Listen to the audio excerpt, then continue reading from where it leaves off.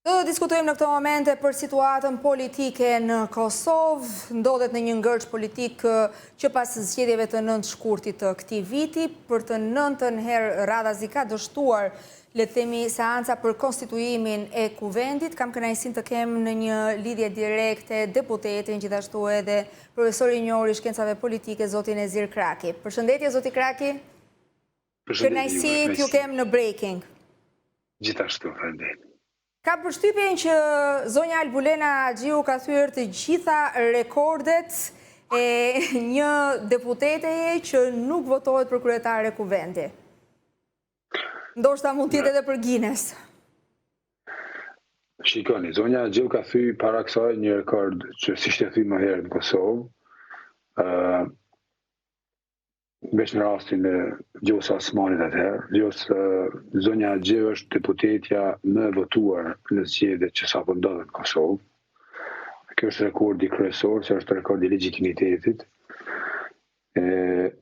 Tani të seancat që po të ishtyhen edhe që nuk po kryen, këto janë tani problematika politizimi tepërt i një gjëje që është stricto sensu procedurale. Kjo megjithatë na mundsoj jo neve që jemi të fushës, po këto 2-3 javë prodhuan me qindra konstitucionalist në Kosovë gjithandej. Dhe mirë që njerëzit kanë citu, po ndaj I ka shtyke njerëzit me lexu ligje, kushtetuta, vendime, unë e konsideroj këto si etapë mësimi. Dhe gjitha kjo duket se po ndodh për shkak të një ngërçi ligjor.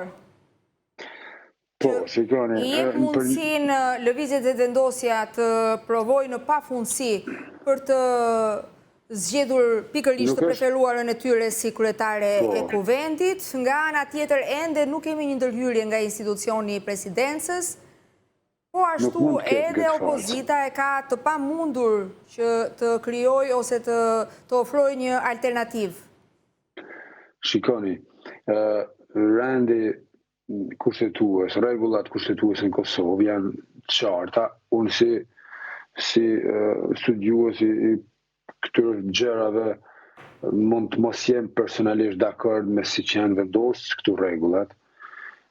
Por këto rregulla janë megjithatë qarta. Tash, rezultati I zgjedhjeve në Kosovë e konstituon me automatizëm gati kuvendin.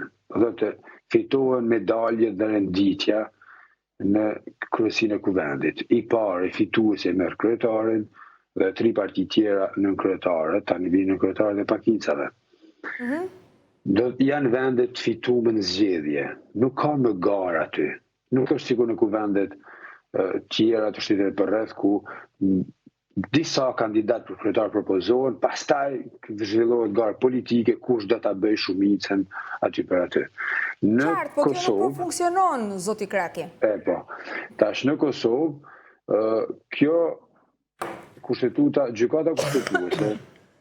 gjykata kushtetuese jo vetëm në një aktgjykim, por në disa aktgjykime e ka sqaruar këtë punë. Dhe kur është marrë për fiks me seancën konstituive të korrikut 2014, e ka sqaruar me gati 130 faqe këtë gjë.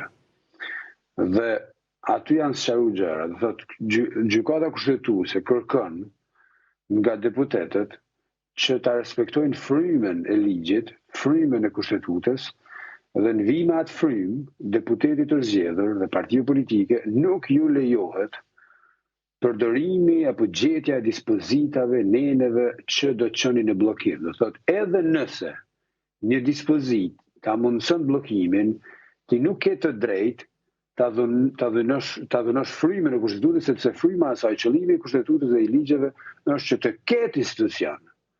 Duhet të bëhet gjithçka që të shkohet drejt konstituimit. Prandaj nuk ka afat. Deri kur do zgjas? Dhe kush po përfiton nga kjo situatë, sepse analistë shumë t'ju thatë që tashmë të gjithë janë kthyer në konstitucionaliste dhe janë kthyer le të themi në ekspert të shpjegimit të kësaj situate. Por kush po përfiton? Disa syre shtojnë që po përfiton pikërisht Albin Kurti, sepse I duhet kohë. Nga ana tjetër, thuhet që ky ngërç politik po i shërben të gjitha forcave politike, duke marrë parasysh që kemi edhe zgjedhjet lokale, është dhe zgjedhja e presidentit.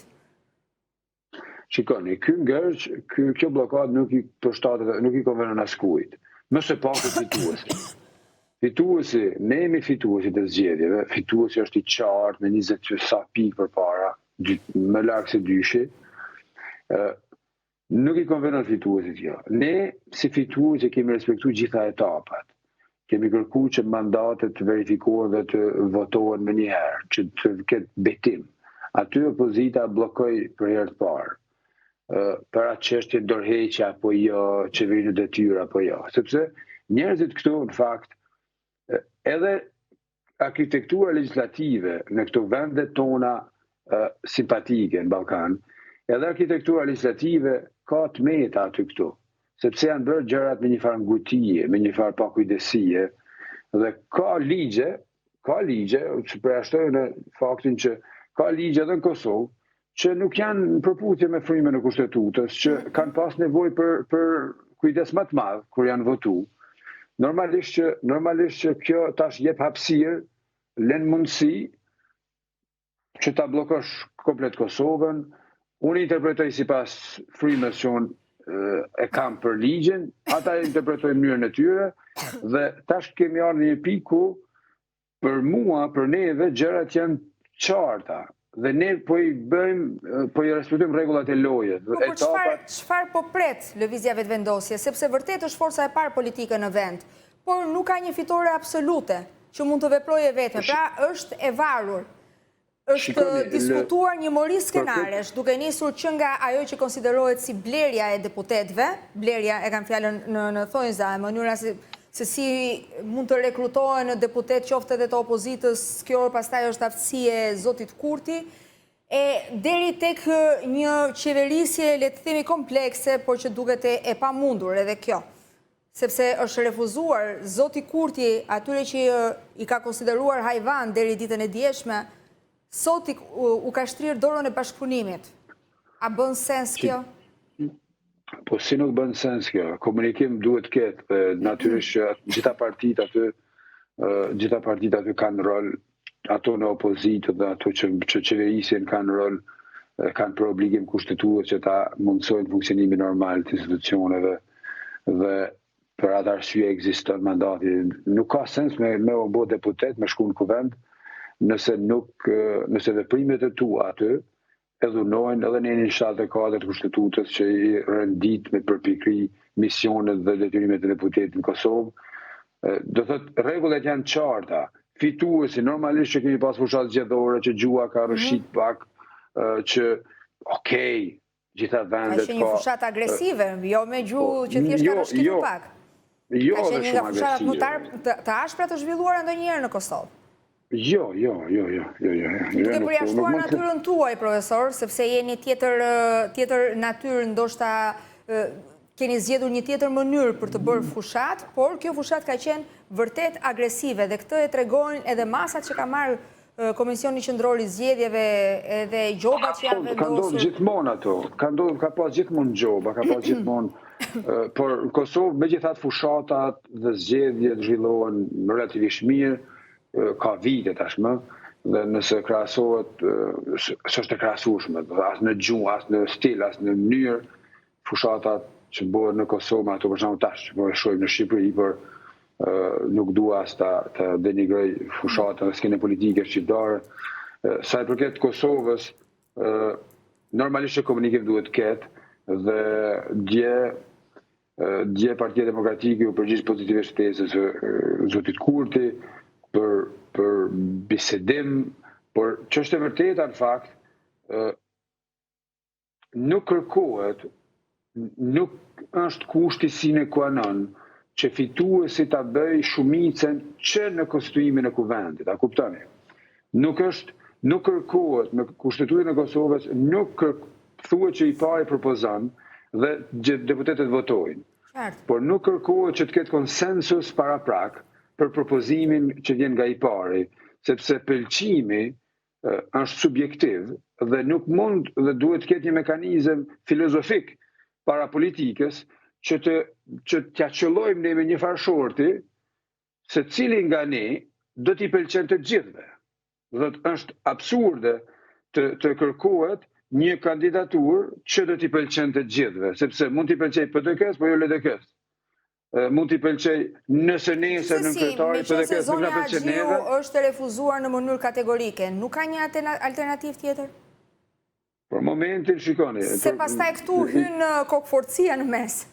Ideja është që të bim dakord që rregullat të mos dalim nga kuadri i qartë kushtetues.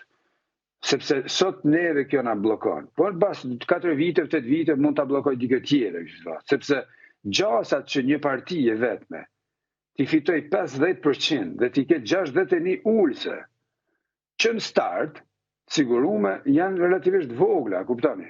Dhe duhet të gjithë ata që merren në politikë duhet bin dakord që sot një rregull politike, një rregull kushtetuese nuk më përshtatet, por nesër mund të përshtatet. Rregullat nuk janë këtu për bërë qefe. Rregullat janë aty që me mësu funksionimin e shtetit dhe bërjen e institucioneve. Kështu që nuk mund pëlqimi nuk është kategori kushtetuese as juridike. Nuk mund të ketë diçka aq subjektive që t'i shtohet normave kushtetuese që janë as qarta. Për të kaluar pak më konkretisht, ju thatë që ka një le të themi një lloj gjetje gjuhet për të zhvilluar bisedime ndërmjet lëvizjes vetvendosje dhe PDK. Por nuk duhet harrojmë që Mevli Krasniqi vetëm pak ditë më parë deklaroi që ne tashmë kemi gati edhe datën e zgjedhjeve të jashtëzakonshme. Pra, pak shpresa ka që ky ngërç politik le të zgjidhet. Si qeveriset sot vendi? Sot vendi... Dhe cilat janë kompetencat e qeverisë Kurti sot? Pra, çfarë ka të drejtë të bëj? Pikërisht pra. Po, janë të kufizume, vendi, shikoni sigur në gjitha vendet normale, në Francë, Belgjik, gjithandej, kur i qeveria kryet mandati, me kohë kalendarike, do të mandati i plot që ka ndodhur herë parë në Kosovë, 4 vite, do të thotë, ajo qeveri, që është produkt i legjislaturës paraprake, dhe legjislatura paraprake veç ka përfundu mandatin edhe ajo, edhe qeveria e kryen mandatin e saj, me kompetencat plota. Pastaj, me automatizëm, kalon në qeverinë e detyrë. Dhe ajo qeveri ka kompetencat kufizume, derisa të vjen një qeveri tjetër, Profesor, kur thoni kompetencat të kufizuara? Për shembull, qeveria në këtë fazë, qeveria në këtë fazë nuk ka lidhshmëri me legjislaturën e re, sepse nuk është produkt i saj. Çdo vendim. Pra nuk merr dot vendime që kërkojnë votat e parlamentit. Kështu është, kaq e thjeshtë. Çdo vendim që nuk që do kishte nevojë për parlament. Që mund të ndërhyj vetëm në situata të jashtëzakonshme, në ndonjë sulm të mundshëm, ndonjë... Po, në situata të jashtëzakonshme, qeveria i rimerr kompetencat e plota dhe spostohen gjitha afatet zgjedhore, në situata të jashtëzakonshme s'mund të ketë zgjedhje, s'mund të ketë... A kuptoni? Profesor, qeveria nuk merr vendime... Si e shihni ju qëndrimin e ndërkombëtarëve? Është një qëndrim i vakët, me deklarata sporadike, me thirrje që deri diku tingëllojnë jo shumë bindëse, apo e lëshon, le të themi, perëndimi Kosovën në këtë pikë, kur them po e lëshon e kam fjalën, jo se po lëshon Kosovën si vend, por klasën politike. Dhe a ka një, le të themi, një ngërç të krijuar ndërmjet Albin Kurtit, duke u nisur edhe nga marrëdhënia me Amerikanët, ndonse ende në Prishtinë nuk ka një ambasador të ri Amerikan? Shikoni, nuk i di arsye pse ende në Prishtinë nuk ka ambasador të ri, por administrata amerikane është në ristrukturim relativisht madh dhe ne nuk mund të pretendojmë të kemi ingerencë në ato punët e Amerikës.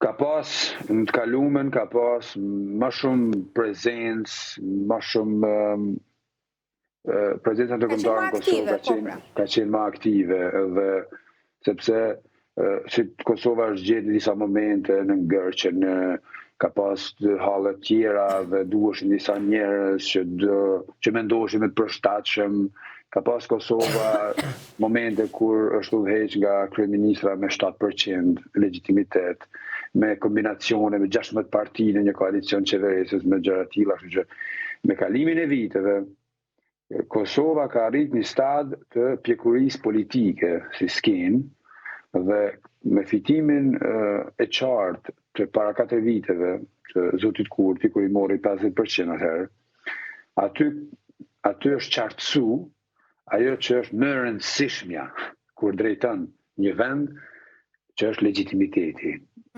Aty kur legitimiteti është aq solid, aq i qartë, aq masiv, ndërhyrja, ndihma e një miku, si në Euromilion atë lojën, ndihma e një miku mund të jetë e nevojshme por për arsye tjera pastaj, kuptoni, se nuk ka më nevoja as direkte që në sallën e kuvendit pra duhet të thjesht vullnet politik nga ana e të gjitha palëve në kuvend.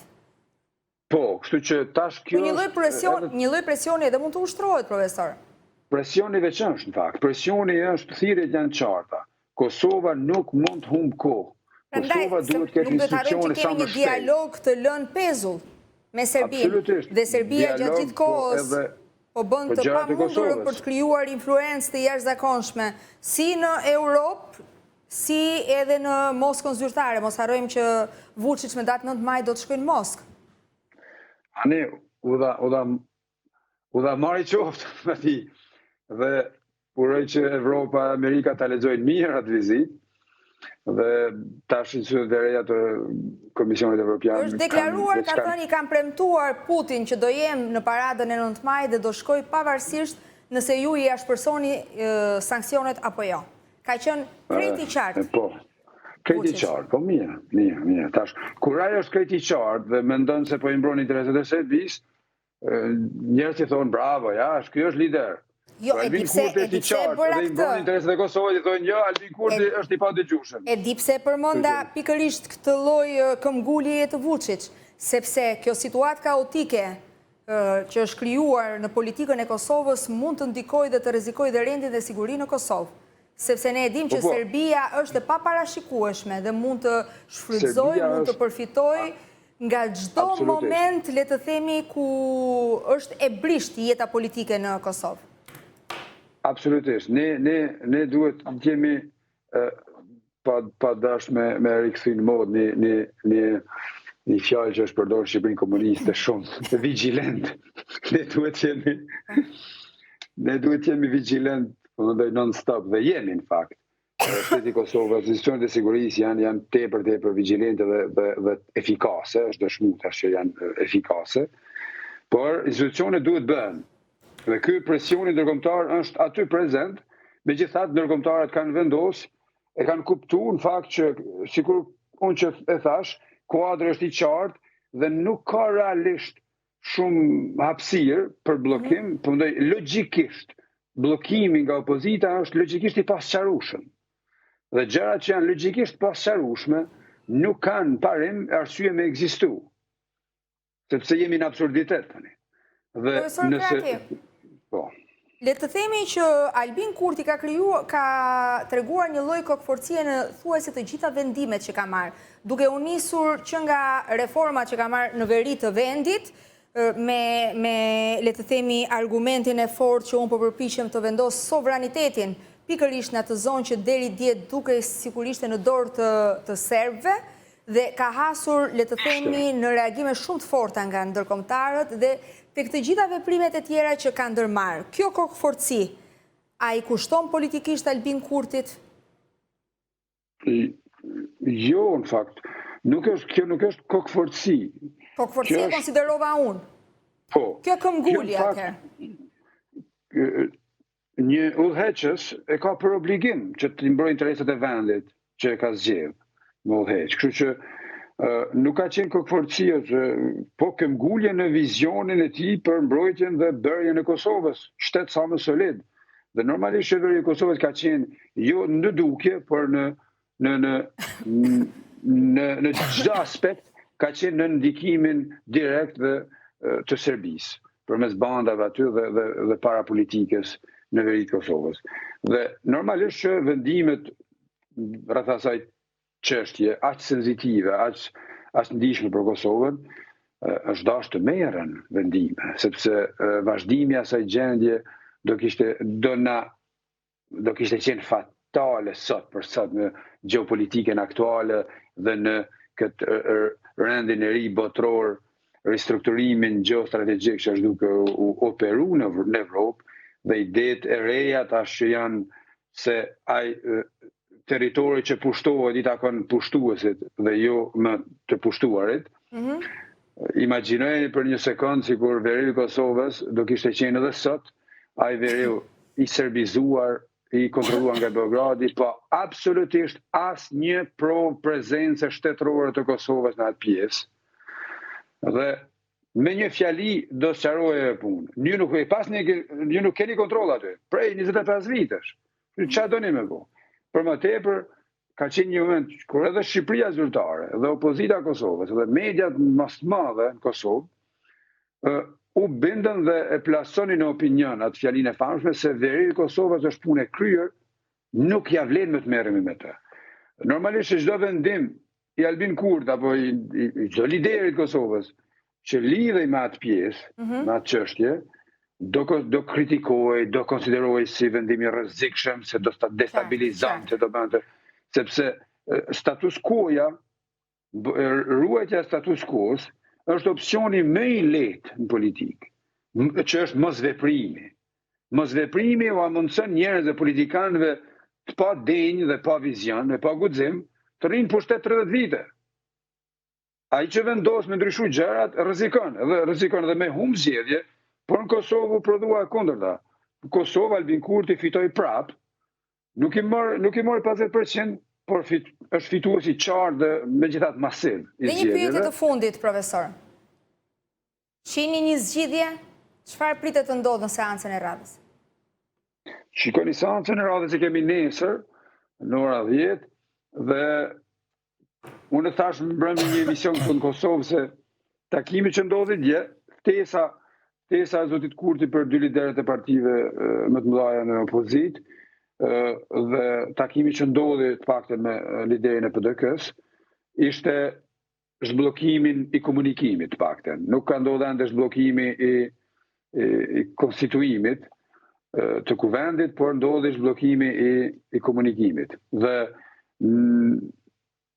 normalisht janë duke e kuptuar, sikur herën e parë bllokada për mandate që ishte absurditet i llojit vet, dhe partitë tash përballë që i kemi janë duke kuptuar që janë kap për janë ul mbi një degë që veç është e prerë në fakt. Dhe nuk mund të rinë aty shumë gjatë. Kështu që është absolut, nëse dërgohet kjo në gjykatën kushtetuese, gjykata kushtetuese veç do na kërkoj që ta rilexojmë aktgjykimin e saj 2014-s, e cila me 124 faqe ka sqaru seancën konstituive, çfarë është votimi i fshehtë. Ne dje propozuam votim të fshehtë për si dhe nuk u pranua. Dhe nuk u pranua. Do thotë lejohet, është e paraparë në rregullorën e kuvendit, e ka ritheksuar gjykata kushtetuese që votimi i fshehtë është njëra nga 2 mënyrat e votimit në kuvend. Për më tepër e ka risqaruar edhe më poshtë aty se votimi i fshehtë është shprehje e vullnetit direkt të deputetit dhe mbrojtja e vullnetit e tij legjitim. Dhe është metodë sipas meje dhe njohës mirë saj pune, është mënyra më demokratike me u shpreh, se vota bëhet e fshehtë në kuti, vota e fshehtë prodhon legjitimitetin kuvend, dhe në shumë vende, sikur në Shqipëri, Maqedoni, votimi është i fshehtë që në start, është i paraparë me kushtetutë. Tek ne në Kosovë mund të jetë i hapur ose i fshehtë. Dhe por që të ketë votim të fshehtë, duhet të bëhet aty për aty, ad hoc, një komision zgjedhor. Do thotë duhet të konstituohet një komision zgjedhor i cili e verifikon procesin teknikisht. Dhe dje këta nuk lejuan që të bëjë ai komision. Do thotë nuk votuan fare për atë komision, sepse ajo është ana teknike e atij votimi të fshehtë.